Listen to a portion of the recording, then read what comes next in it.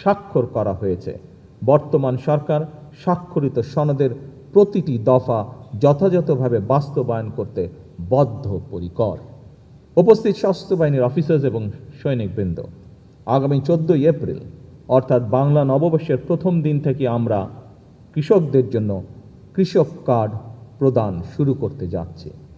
আমরা আশা করছি কৃষি অর্থনীতির বিকাশ এবং কৃষকদের জীবন মান উন্নয়নে কৃষক কার্ড অবশ্যই একটি গুরুত্বপূর্ণ ভূমিকা রাখবে।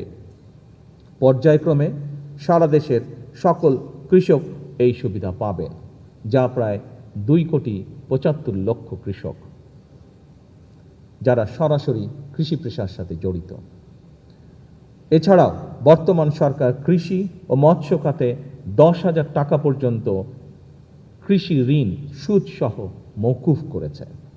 এতে করে প্রায় 12 লক্ষ কৃষক সরাসরি উপকৃত হয়েছেন। বিশ্বের বিভিন্ন দেশে প্রায় 1.5 কোটি প্রবাসী বাংলাদেশি রয়েছেন।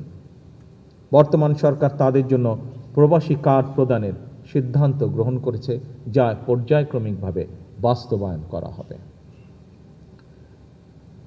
শুধুমাত্র আর্থসামাজিক কর্মসূচি নয়, রাষ্ট্র মেরামতের লক্ষ্যে বিএনপি সরকার জুলাই সনদ স্বাক্ষর করেছিল। যেভাবে সনদ স্বাক্ষর করা হয়েছে, বর্তমান সরকার স্বাক্ষরিত সনদের প্রতিটি দফা যথাযথভাবে বাস্তবায়ন করতে বদ্ধপরিকর। আমাদের এসব কাজ করার উদ্দেশ্য হচ্ছে, বর্তমান সরকার বিশ্বাস করে দেশের স্বাধীনতা, সার্বভৌমত্ব নিরাপদ এবং সমন্বিত রাখতে শক্তিশালী সশস্ত্র বাহিনীর পাশাপাশি দেশের নাগরিকদের রাজনৈতিক এবং অর্থনৈতিক ক্ষমতা উন্নয়ন নিশ্চিত থাকা জরুরি। বর্তমান সরকার সশস্ত্র বাহিনীকে আরও শক্তিশালী করতে চায়। আমাদের সরকারের ভিশন হলো একটি আধুনিক, প্রযুক্তি নির্ভর এবং দ্রুত প্রতিক্রিয়াশীল সমন্বিত বাহিনী গড়ে তোলা। আমরা এমন সক্ষমতা অর্জন করতে চাই যা কেবল সীমান্ত রক্ষায় সীমাবদ্ধ থাকবে না, বরং আমাদের ক্রেডিবল ডিটারেন্স সম্ভাব্য প্রতিপক্ষকে আমাদের উপরে আক্রমণ করার চিন্তা থেকে নিরুৎসাহিত করবে। আজ এবং আগামীর বৈশ্বিক চ্যালেঞ্জ সামনে রেখে জনস্বার্থ ও সার্বভৌমত্ব রক্ষায় আমরা প্রতিরক্ষা নীতিকে সম্পূর্ণভাবে ঢেলে সাজাতে চাই।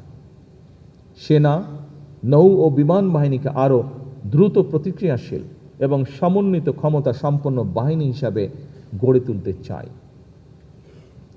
দেশের প্রতিরক্ষা ব্যবস্থাকে আমরা এমনভাবে উন্নত করতে চাই যাতে জাতীয় সার্বভৌমত্ব রক্ষায় একটি বিশ্বাসযোগ্য এবং কার্যকর প্রতিরোধ ক্ষমতা গড়ে ওঠে। আমরা এমন একটি আধুনিক জাতীয় নিরাপত্তা কৌশল ও প্রতিরক্ষা নীতি প্রণয়ন করতে চাই যা বাংলাদেশের বাস্তবতা, জাতীয় স্বার্থ এবং ভবিষ্যৎ হুমকিকে সামনে রেখে আমাদের নিরাপত্তা নিশ্চিন্তা হবে বাংলাদেশ কেন্দ্রিক, জনগণ কেন্দ্রিক এবং অবশ্যই রাষ্ট্রীয় মর্যাদা কেন্দ্রিক।